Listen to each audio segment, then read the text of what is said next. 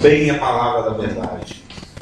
E eu gostaria que os irmãos abrissem em Efésios.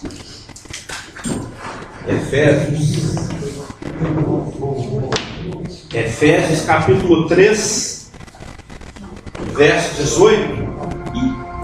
O que quer dizer isso? Efésios 3, eu pensei que era no computador, né? Efésios 3, é porque o Paulo, eu já comentei aqui que você tem 3 cartas que são cartas suculentas.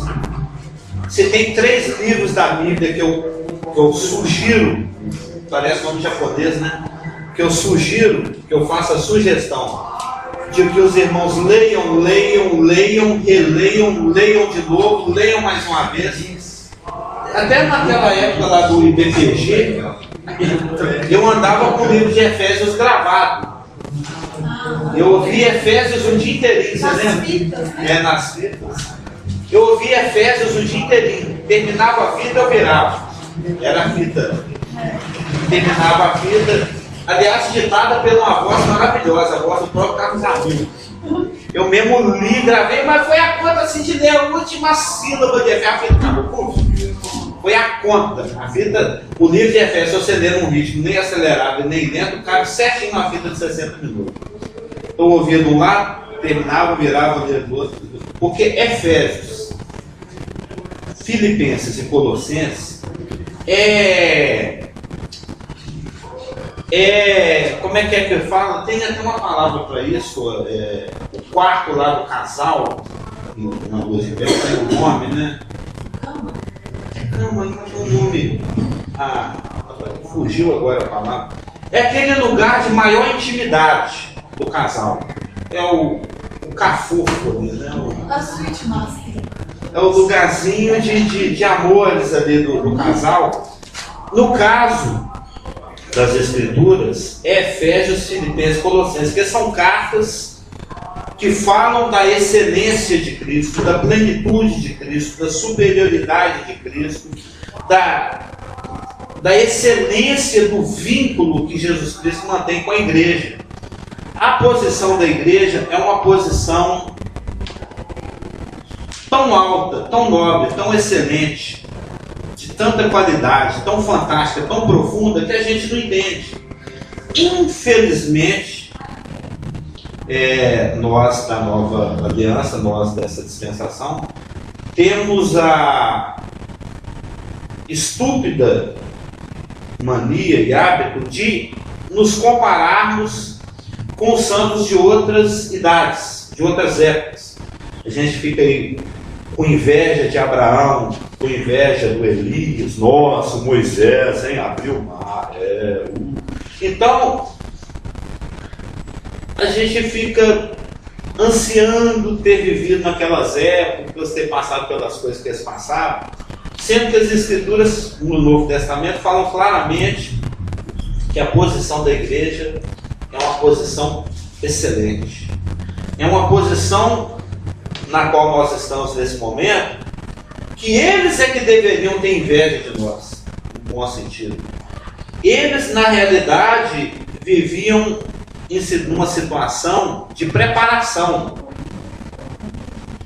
Quando chegou Cristo e tetelestou a obra lá na cruz, completou a obra lá na cruz, aí a plenitude de tudo pôde jorrar, explodiu.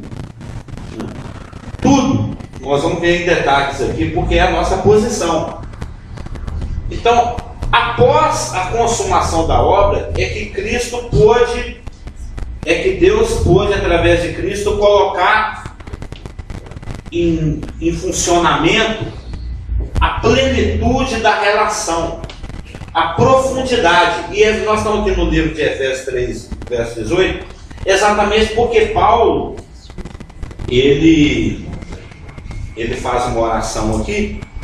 O livro de Efésios ele é entremeado de orações, né? O Paulo, ao mesmo tempo que ele vai escrevendo, ele era um homem de oração, ele tinha escrito. Ele escrevia orando, orava escrevendo e ditava as cartas orando. O livro de Efésios foi escrito na prisão. E ele faz um rogo a Deus, aqui em Efésios 3,18, nós vamos ler. Porque tudo que existe é tridimensional. Nós sabemos disso. Tudo que existe é tridimensional. Quando você vai na história em quadrinho, ela está ali bidimensional. Ela é chapada. Mas o mundo físico real, ele é tridimensional. Tanto é que eles agora estão fazendo um filme em 3D para simular a realidade. Então tudo que é pertencente ao mundo físico, ele é tridimensional. Mas nas coisas espirituais, aí a gente entra já numa quadridimensionância. O mundo espiritual, ele é 4D. É o que a gente vê aqui em Efésios 3,18, que diz o seguinte: Paulo está orando a fim de que nós possamos compreender, Efésios 3,18, com todos os santos, qual é a largura, primeira dimensão, o comprimento, segunda dimensão, a altura, terceira dimensão, e a profundidade do amor de Cristo, que excede todo o entendimento. A gente é meio lerdo para prestar atenção no que está sendo falado. O que as Escrituras estão dizendo é que Deus nos ama em Cristo com um amor que a gente não consegue entender.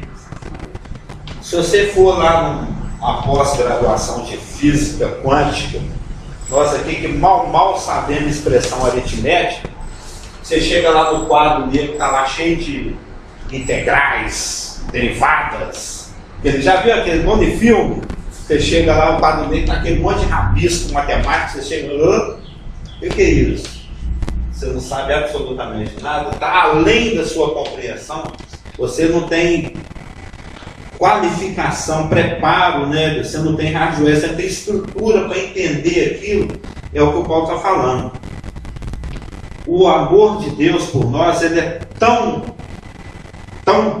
que a gente não entende. A gente fica tentando se relacionar com Deus a lá Velho Testamento. Pisou paulada. Deus está sempre ali com um tacape, né?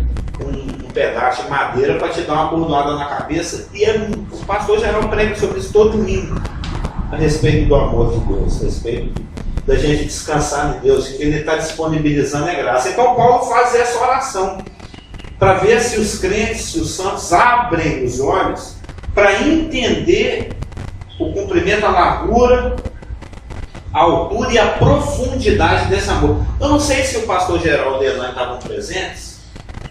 Uma vez o nosso antigo pastor pediu para dar uma, igual às vezes acontece aqui, com aquela palavrinha pré-pregação. Devocional. Um devocionalzinho. E eu estava assim meio despreparado na hora, assim, foi meio assim de última hora. Eu falei, eu vou falar de João 3,16. O básico, né? João 3,16. Deus amou o mundo de tal maneira. E foi uma coisa bacana. Não sei se você estava no dia, o Clausen depois veio com o nosso.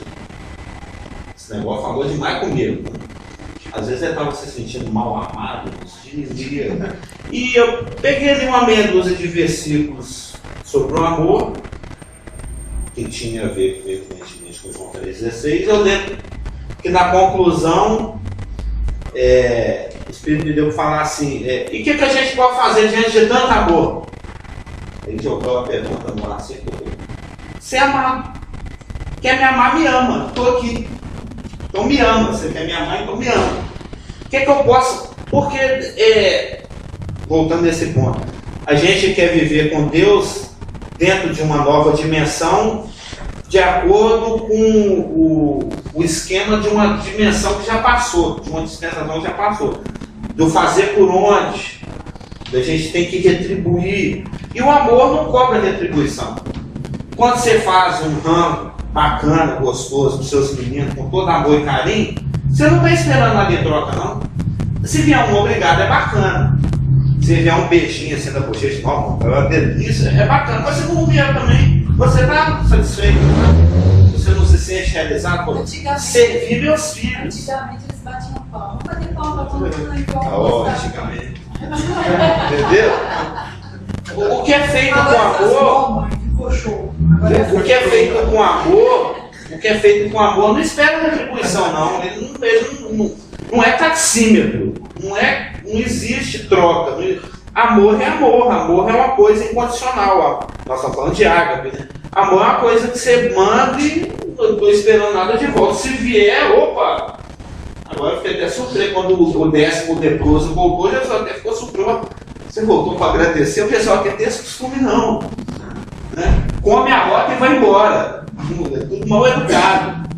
E o amor é algo para se receber, é algo que você se dispõe, você quer me amar, me ama, e vai mandando aí tudo que você tem para mandar, que eu estou recebendo.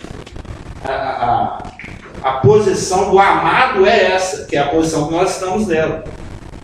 Então Paulo, ele ora para que nós, os crentes, os santos, ele faz junto com todos os santos, esse aí todas as épocas, é uma carta universal, ele está orando para que a gente possa entender o que não pode ser entendido, para que a gente consiga absorver o que é inabsorvível, não sei se essa palavra, o que não pode ser absorvido. Ou seja, a gente precisa do Espírito Santo para ter essa capacidade. E nós estamos entrando um pouco agora na nossa posição. O Adão, eu até penso, eu estava meditando a respeito disso esses dias, eu penso que ele pisou na bola porque ele não tinha essa compreensão do amor de Deus. Porque nós vamos ver que o relacionamento ele demanda certas coisas, ele demanda transparência, ele demanda confiança, nós vamos ver esse detalhe. E o Adão ele não percebeu, mesmo porque é impercebível, né? Mas ele deveria ter desconfiado. Ele pisou na bola, eu creio que ele só deu ouvidos a Satanás porque ele ainda não tinha caído a ficha da dimensão do amor de Deus. Da dimensão porque Lucas 3:2 fala que Adão era filho de Deus. E teve que ter um plano todo elaborado por Deus para nos recolocar nessa posição, que é a posição que nós estamos nela. Da queda para cá, o homem passou pela condição de servo, para depois passar pela condição de amigo, para depois ser restaurada a condição de filho, que é uma condição que Adão já tinha recebido de graça, assim, de bandeja, de bobeira, sem precisar pagar nada. Lucas 3:2 vai lá falando, fulano filho de tal, fulano filho de tal, e Adão filho de Deus. Os irmãos devem conhecer esse versículo. Então, o Adão, ele estava numa condição de receber tudo de graça, tudo por amor, igual a comida que a Elaine faz para os meninos. Você bater palma bem, se não bater, amém. Eu estou regando o jardim do mesmo jeito, as flores estão cheirando, o sabiá continua cantando, o corvo continua escorrendo, igual lá a mímica. Ah, não, você está falando depois, então corta o córrego, para de cair a cachoeira, a macieira não vai dar mais maçã, o gato não mia.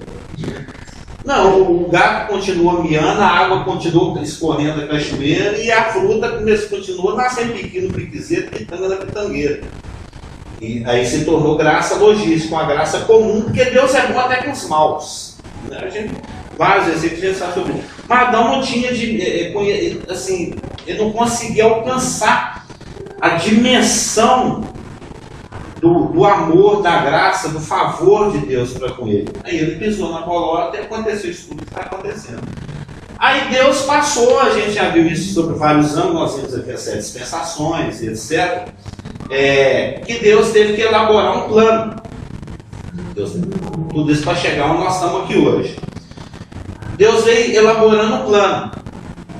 E quando a gente vai em Tiago 2:23, aí tem lá o Velho Testamento, as outras dispensações, antes de chegar na nossa dispensação. Isso é só para comparar com a posição na qual nós nos encontramos hoje. Quando você vai em Tiago 2:23, nós vamos usar o Abraão de ilustração, porque o Abraão foi um grande homem, né? O Abraão é tão grande que ele é respeitado por todo mundo. Os cristãos respeitam Abraão, os judeus, os islâmicos, todo mundo. Não, Abraão, ninguém fala mal do Abraão. Abraão é uma pessoa benquista do planeta inteiro, por toda a humanidade. Deus realmente cumpriu o que prometeu para ele, em termos de reputação. Mas Tiago 2,23 fala o seguinte: ora, Abraão creu em Deus e isso lhe foi imputado para a justiça, e foi chamado amigo de Deus. Eu quero friso aí do amigo. Em 2 Crônicas 22.7, viu, Helena? Eu falo assim, em 2 Crônicas 27, ela vai perguntar assim, qual versículo? É 2 Crônicas. Eu te dei a dica para sempre falar quando for números redondos. Pois 20, é, 30, 2 Crônicas 22.7. Repete essa afirmativa. Aliás, lá é o Tiago que repetiu, né? Que ele escreveu depois. Porventura, o nosso Deus, não lançaste fora os moradores desta terra de diante do teu povo de Israel, e não adeste para sempre a posteridade de Abraão, teu amigo? E em Isaías 41:8, repete de novo. Então é estabelecido o fato que Abraão era um amigo de Deus. 41, 2.8 de Isaías diz: mas tu, ó Israel, servo meu, tu Jacó, a quem elegi, descendente de Abraão, meu amigo. Então, Abraão está sendo usado de exemplo aqui, evidentemente. Elias também foi amigo de Deus. Nós vamos ver quais são as condições da amizade, né? Abraão foi chamado amigo de Deus. Em 3 lugares das Escrituras isso é dito. E não é dito a respeito de outros, mas pelos contextos, por exemplo, lá de Hebreus 11, que coloca várias outras pessoas das outras alianças dentro de uma condição de comportamento, que é a mesma condição de comportamento de Abraão. E que, sendo que Abraão foi chamado amigo de Deus exatamente pelas condições de comportamento, fé, obediência, etc., que nós vamos ver, e os outros também o foram, então os outros também a gente entende que possam ser chamados amigos de Deus. Daniel, amigo de Deus; Elias, amigo de Deus; Isaac, ou seja, a turma lá do Velho Testamento, a turma de outras dispensações que não são a da dispensação da igreja, a gente começa a observar que eles são chamados de amigos. Quando Jesus Cristo estava aqui presente, em João lá 3:29, quando ele estava aqui exercendo o ministério dele na sua primeira vinda, a obra ainda não havia sido consumada. Ele está nos 3 anos e meio de ministério. A cruz ainda não tinha acontecido. Os 50 dias após a cruz também não tinham se passado. Pentecostes não tinha acontecido. A igreja não tinha sido inaugurada. O Consolador ainda não tinha chegado. Então Cristo viveu no Velho Testamento. Na realidade, a gente devia arrancar essa página que divide a nossa Bíblia. Aqui não tem uma página em branco normalmente, antes de Mateus. Aqui, ó. O Novo Testamento. É uma página em branco. A minha não está em branco, a minha está toda rabiscada. Está cada branquinho. Mas tem essa página que a gente tinha que arrancar ela daqui e colocar lá entre Atos 1 e Atos 2. Ali começa o Novo Testamento. Cristo viveu aqui na Velha Aliança. Ele viveu sob a lei, ele viveu no Velho Testamento. Mateus, Marcos, Lucas e João fazem parte, na realidade, tecnicamente falando, fazem parte do Velho Testamento. Então Cristo está aqui ainda antes da obra consumada, antes do Pentecostes, antes da inauguração da igreja, e ele fala o seguinte em João 3:29.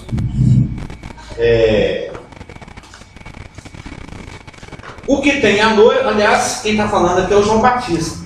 Cristo vai falar em Lucas 5:34. O que tem a noiva, o João Batista era uma pessoa perspicaz. Eu estou vendo aqui falar de noiva. E uma vez o pastor Geraldo destacou que todo mundo falava de reino, governo, poder, cadeira, né? Staff, etc. E o Cordeiro de Deus.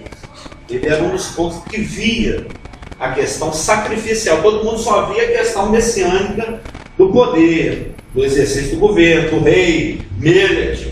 E ele viu Jesus falar ao Cordeiro de Deus, aquele é o que vai sofrer. Ele tinha um discernimento. E o João Batista está falando aqui, ó, o que tem a noiva é o noivo. Aí ele fala de si mesmo. O amigo do noivo, que está presente e o ouve, muito se regozija por causa da voz do noivo, pois esta alegria já se cumpriu em mim. Então ele fala de si mesmo como o amigo do noivo. Aquela festa bacana que vai rolar, com aquela picanha gorda, aqueles vinhos feitos com uvas espremidas pelos pés dos israelitas que nós vamos tomar no nosso casamento, que nós vai casar com Jesus. Isso aí já foi visto no nosso estudo de Apocalipse. Nós vamos ver que lá vão ter 3 grupos de pessoas. Vai ter a noiva, que até outro dia nós vimos a questão do salmo. Você lembra do salmo que a gente viu no nosso estudo de alegria? Vai ter a noiva composta por todos aqueles que nasceram de novo entre o dia de Pentecostes e o arrebatamento. É a turma que nós estamos estudando a posição dela. É a noiva, uma posição altíssima, herdeira de privilégios, que nós vamos ler aqui, tem uns 40 versículos, de privilégios absurdos, profundos, hiperabrangentes. São privilégios altos, profundos e largos. São coisas, é tudo. Na verdade a Bíblia fala que é tudo. Que a igreja é herdeira de tudo e que tudo foi feito por causa dela. E a Bíblia diz mais, a Bíblia diz que Jesus Cristo é incompleto sem ela. É incompleto, está lá em Efésios.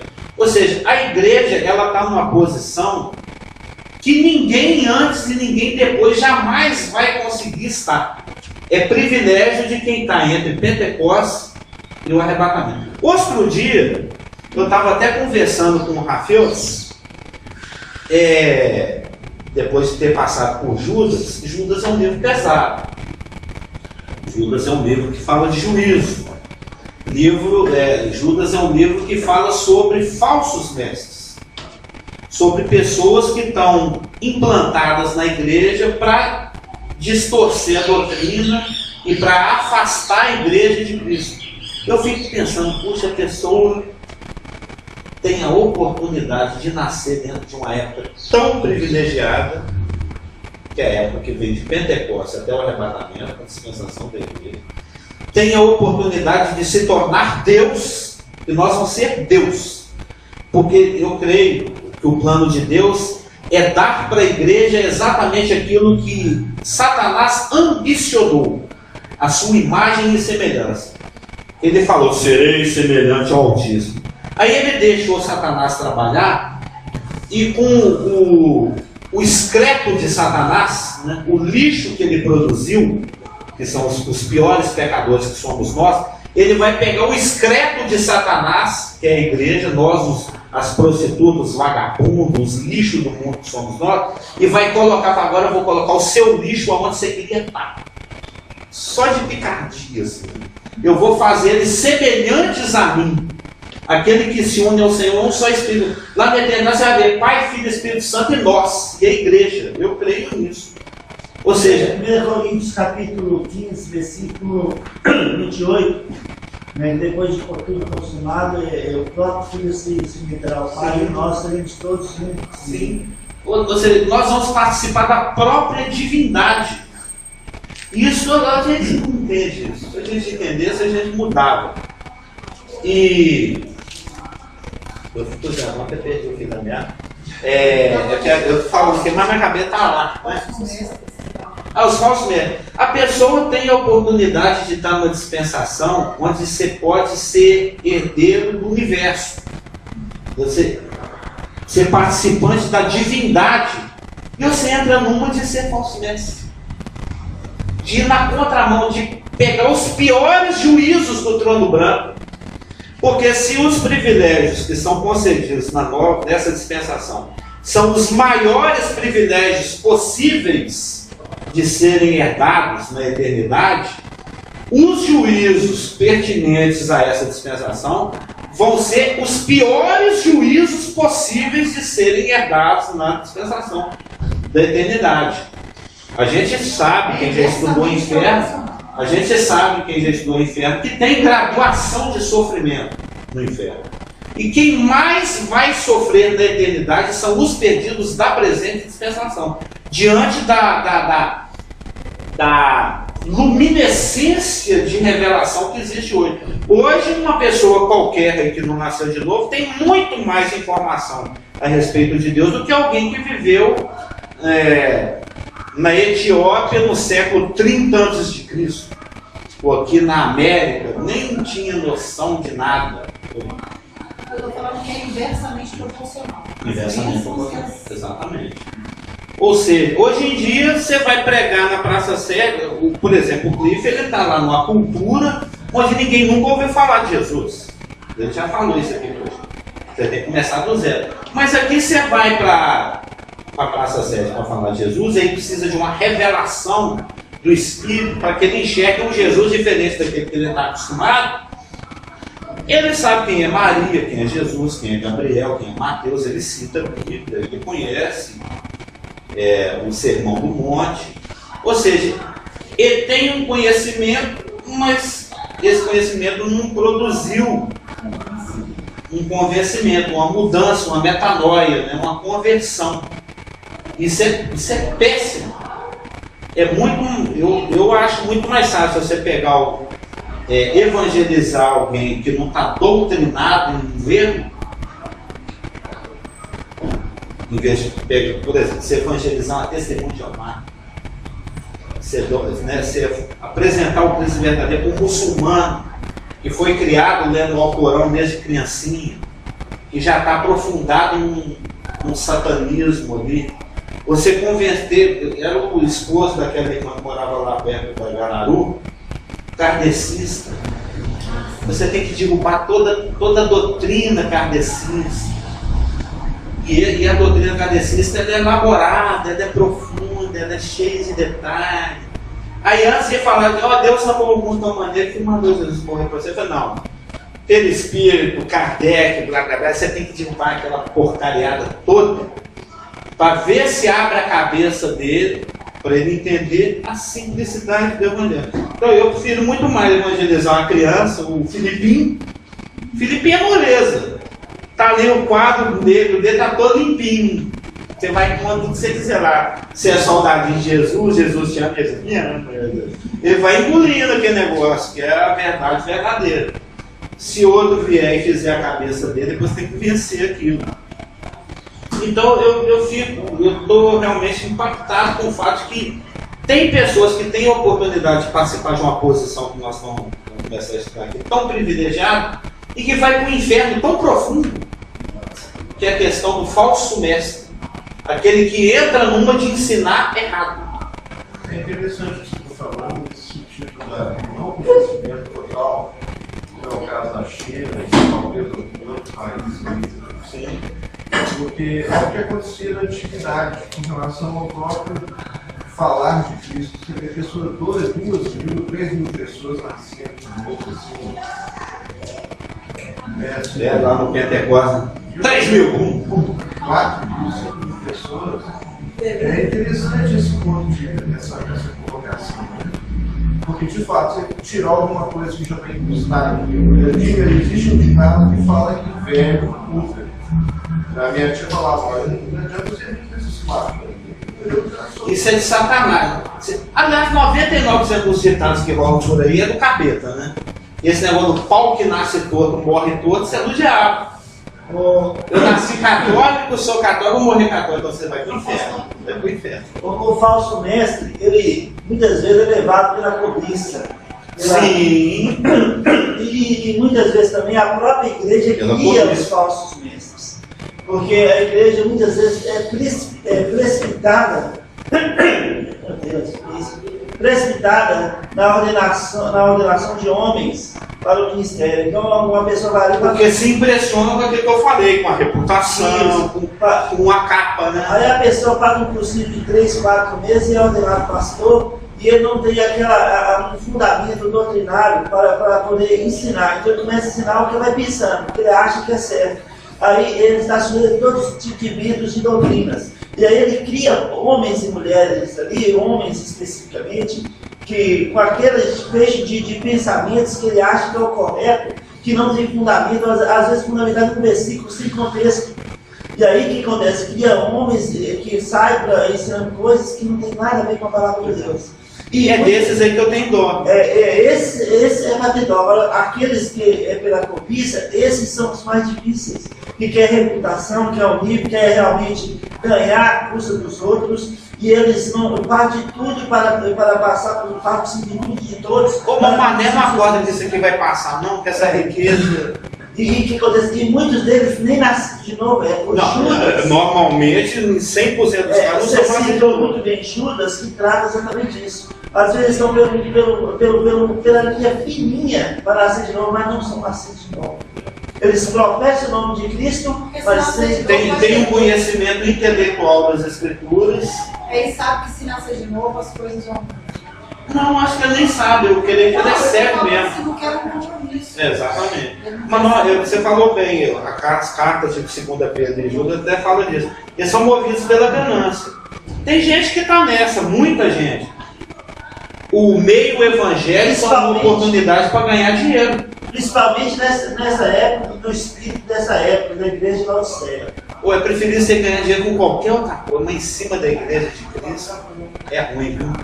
Você que o pastor está falando, vê uma passagem na Bíblia, no Novo Testamento, nas cartas de Paulo, para você onde é, fala que nos últimos dias muitos ajuntaram mestres que falam segundo o que eles querem ouvir. Deve estar lá para os Timóteos. Muitos ajuntaram mestres. O pastor falou que as próprias pessoas vão procurar mestres que falam segundo o que elas querem ouvir. Não, é fato. Por exemplo, tem pessoas que já nos visitavam aqui, que chegam aqui e falam, mas cadê a bagunça? Cadê a gritaria? Cadê os profetas? Cadê os sinais? Cadê as muletas penduradas na parede? Não tem, não. Não é isso que eu quero ouvir. Blá blá blá de Bíblia, doutrina, viver de acordo com o Evangelho, isso é chato. Eu quero gritaria, eu quero poder, eu quero raios, eu quero muletas. A gente vê outdoor por aí. Eu vi outro dia um outdoor de um tiozinho carequinho assim, de óculos assim. Atrás dele um monte de cadeira de roda cadeira de roda e muleta. Eu falei, ó, poderoso culto da unção profética do profeta do inicial. Quinta, sexta, sábado, domingo, às 5, às 6, às 7, às 8, às 9, às 10, às 11, às 12, às 13, às 14, às 15 e às 17 horas. É igual cinema, né? É igual circo. É uma sessão atrás da outra. Parece um circo. Pensa que muitos desses milagres são criados. Ontem nós estávamos vendo um vídeo no internet, gente, isso acontece com todo mundo. Expulsando o demônio relaxando, pulando, brincando, e de repente o telefone do rapaz toca e pega o pastor. O demônio é você atender celular. Peraí, pastor, ele pegou o telefone. Não, é porque no vídeo dava para entender que eles estavam fazendo um vídeo para lançar na internet. Talvez a igreja nem estava Um exorcismo. Tinha alguma coisa, ele estava na época de colocar é um marketing exorcístico. Aí o telefone do rapaz tocou, ele tirou o telefone, peraí, pastor, peraí, eu tenho o telefone. Aí começou, o pastor começou a xingar ele. Depois a gente continua. Outra aí, um homem aí que tem feito filas para comprar um livro para ver se é bem sucedido, está aí na internet falando aí, xingando as pessoas que fazem celular. E falando que ele falou, eu amaldiçoo seus celulares. Mas ele falando assim, na cara dura. Eu amaldiçoo seus celulares.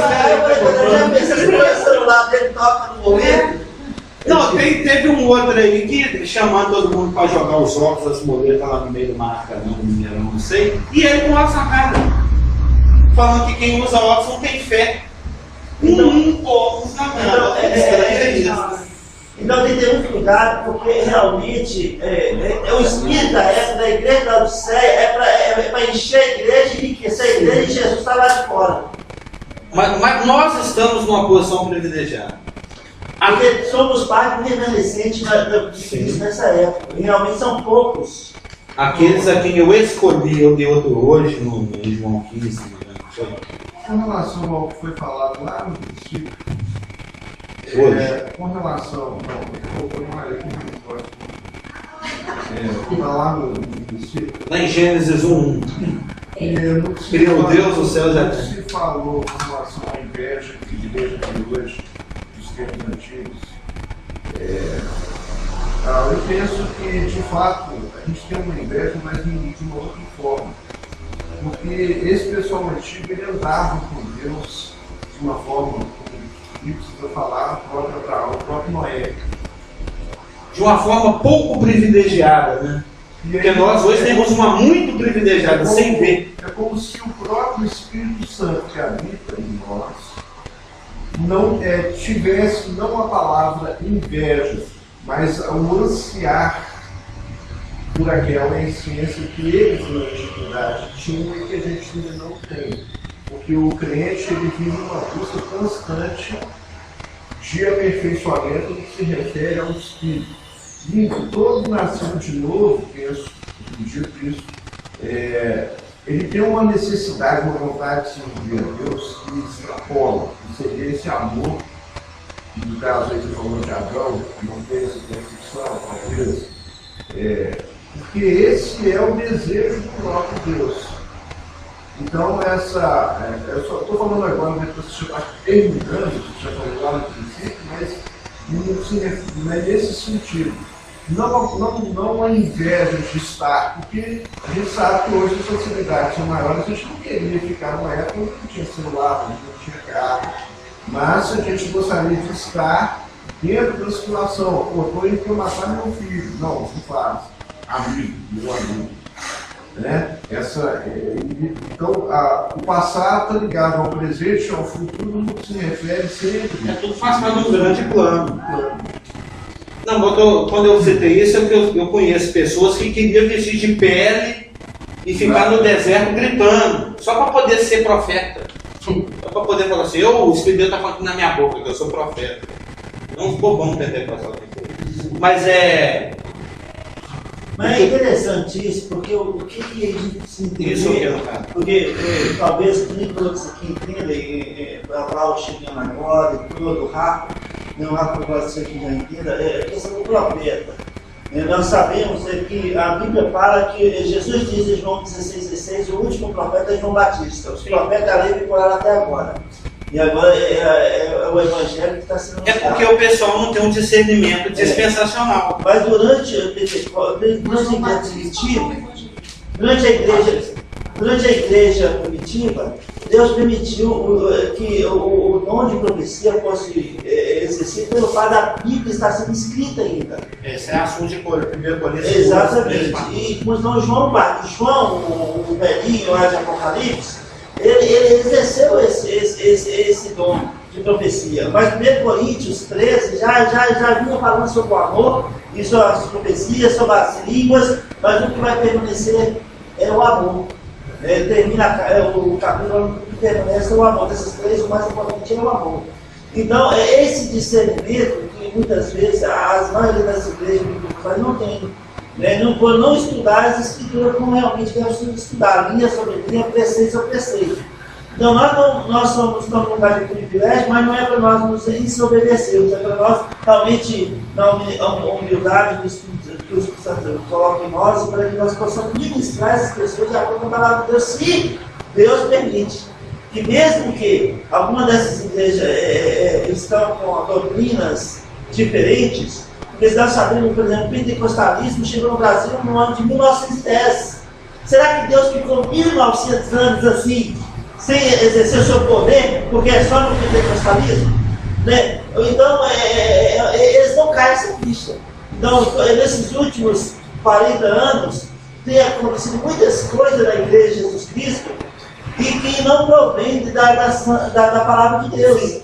Então, são doutrinas. Primeiro veio o dente de ouro, que enriqueceu, encheu igrejas no mundo inteiro. Depois veio o G12, que acabou de destruir muitas igrejas, de 10 em 10 anos. Depois, e por último, veio o tal de Vida com Propósito, que dividiu a igreja no mundo inteiro. Inclusive, aqui em Belo Horizonte, muitas igrejas foram divididas. Então, porque as pessoas querem algo a mais fora da palavra de Deus. Não, eu preciso de algo a mais. E aí, Não, o que eu já falei, só a Bíblia que chama. isso, e aí o que acontece? Cria falsos mestres, pessoas que querem alimentar. A base da igreja não cresce. Acho que foi o Golo que falou, que fala o que você quer ouvir. Exatamente. Juntarão mestres segundo o que quer. E não se assuste pelas próximas coisas que irão acontecer no nosso dia. Eu penso nesse Não, a tendência é piorar. Vai chegar, Evidentemente. assim que cada um desses que levantou um homem. O primeiro soprava e caía aquela multidão de gente.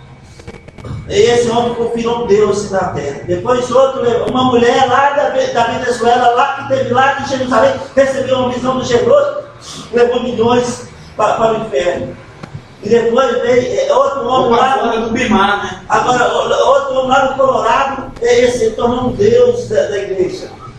E você vai levantar outro, isso aí, talvez desse por isso, no discurso inicial, por não ter percepção dos privilégios que a posição que é concedida para cada nação de novo é dada, é que as pessoas, com muitíssimo pouco conhecimento bíblico, ficam olhando para outras pessoas que viveram em outras épocas e ficam, não vou usar o inveja, não, fica com desejo de viver naquele Old Testament way of life, entendeu? Aquele estilo de vida lá do Velho Testamento. Queria ser profeta, queria ter eu quero abrir o mar, eu quero abrir o Niagudas, gente. Eu quero colocar meu manto assim, abrir o Niagudas e passar. Quando eu tenho que ir lá na passarela. Na realidade, o máximo seria de todo ser judeu. Morre tudo nessa essência. Quando você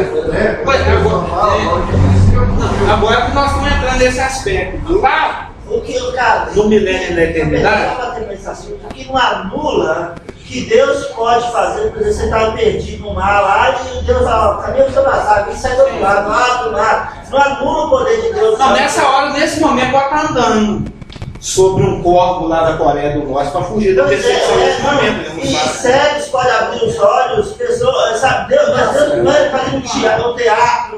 Gente, vem cá! Não foi o poder de Deus. Mas esse não é o modus operandi normal de Deus no presente momento. Não, o dom de cura já acabou, o senhor está proibido de curar, hein? Se curar, eu te bato. Não. Ele cura quem quiser, em qualquer época. Mas isso não é a ênfase do Evangelho. Eu quero dar um testemunho de uma sobrinha do Geraldo vai formar agora em medicina. E nesse último ano ela estava direto no hospital. E ela deu um testemunho que ela... Trabalhando ou internada? Trabalhando. E ela ligou para o Geraldo para contar.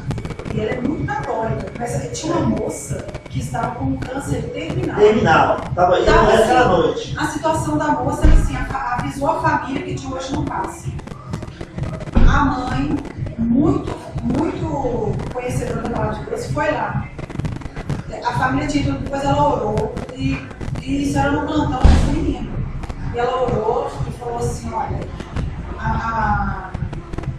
ela estava de plantão, a sobrinha de Geraldo, Carla Patrícia. Falou assim, olha, a sobrinha falou, nós vamos providenciar as recomendações dele, eu vou deixar adiantar para não atrapalhar a família.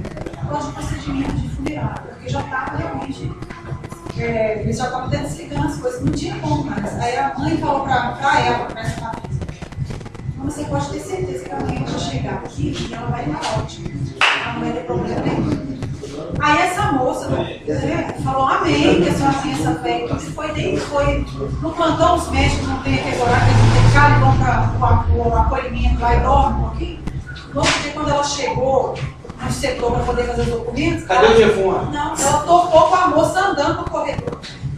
E a moça não tinha mais nada. Ela levou um susto tão grande. A moça estava voltando, Achou que era fantástico? estava indo fazer os exames para comprovar que estava boa mesmo. Estava curada, caminhando. Já estava no documento para dar morte. Ela ligou. Uma quetuma de urubu, hein? Deixaram os médicos. Fazendo a testagem de óculos da pessoa morrer. Ela corre para fazer o acidente. Já dividindo herança, laço maneiro, pressão. Ela levantou assim, deixa eu ir lá fazer os relatórios da moça, porque a família vai estar com pressa. Ela levantou e já ia fazer o relatório da moça. Tocou com a moça no corredor. Ela ficou assustada. Foi foi milagre. Então Deus continua fazendo Com milagres. certeza. Evidente, vai fazer na tribulação os montes. Então, no milênio e na eternidade, nós vamos ter a noiva, que é composto por aqueles que nasceram de novo entre Pentecostes e o arrebatamento, a igreja. Vão ter os amigos do noivo. Abraão era amigo do noivo. Judas Iscariotes era amigo do noivo. Ele vivia no Velho Testamento. Porque Salmo 41:9 fala que até o meu amigo que comia do meu prato ali, ó, levantou o calcanhar contra mim e me traiu. O meu amigo, ele era da turma do velho. E além da noiva e dos amigos do noivo, porque Cristo, acho que eu não cheguei a ler aqui o Lucas 5:34. Lucas 5:34. Agora é Jesus falando. Jesus, porém, lhes disse: podeis fazer jejuar os convidados para o casamento enquanto está com eles o noivo? Dias virão, contudo, em que lhe será tirado o noivo, naqueles dias sim jejuarão. E agora, pelo estertor do tempo, a gente sabe também lá através da famosa passagem lá do Mateus 24:25, respeito às virgens. Das virgens. As 5 virgens espertas e ligadas e as 5 virgens distraídas, que não encheram a candeia. Né?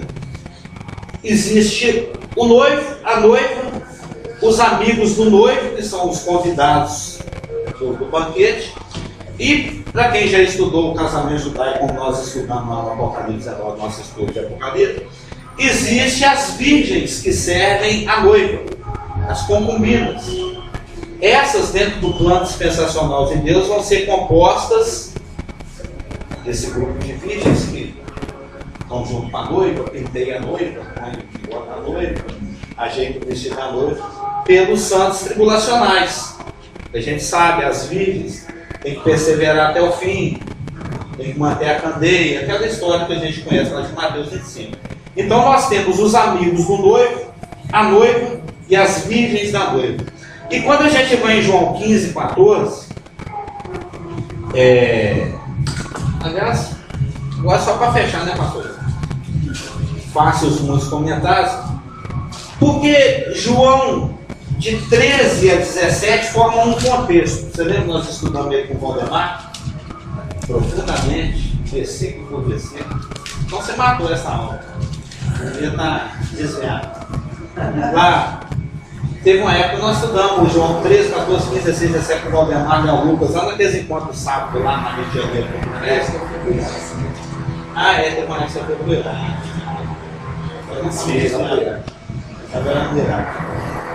E quando você. É tudo um contexto, é o contexto da última ceia, da preparação da ceia e da transição da ceia para a traição, para a ida lá do Getsemane, porque vai ser traído e coisa e tal. No início da conversa dele, lá em João 13:16, ele se refere à turma que está lá com ele, os apóstolos, como servos. Em verdade, vos digo que o servo não é maior do que o seu senhor, nem o enviado maior do que aquele que o enviou.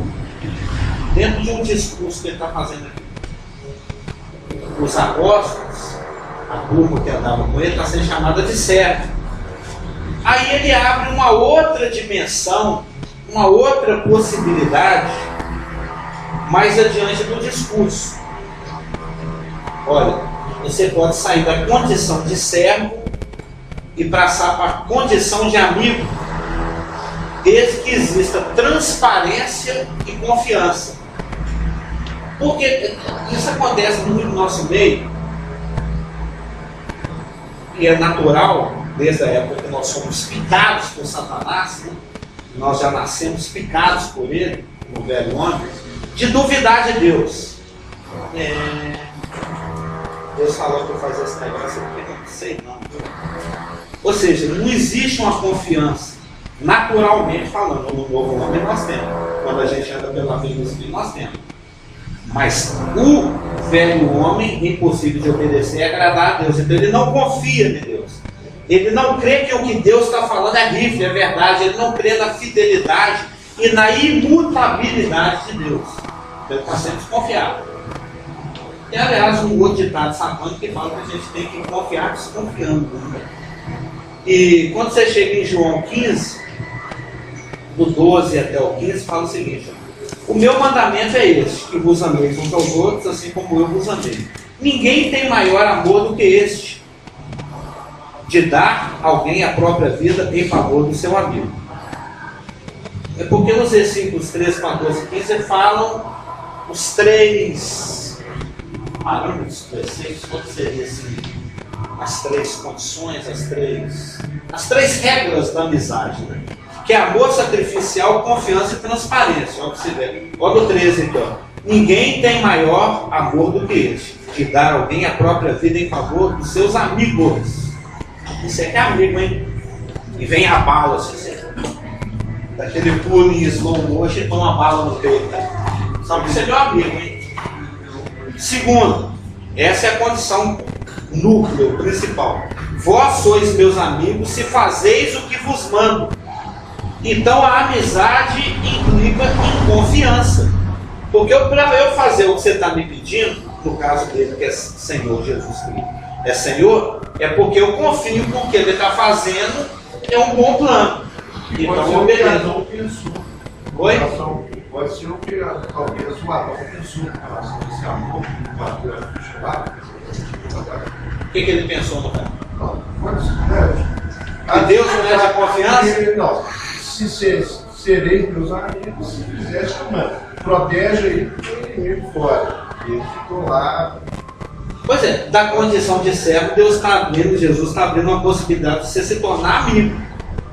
Tem que ter obediência. E a obediência implica em você estar confiando do que eu estou fazendo aqui, que o meu plano está indo com uma boa direção.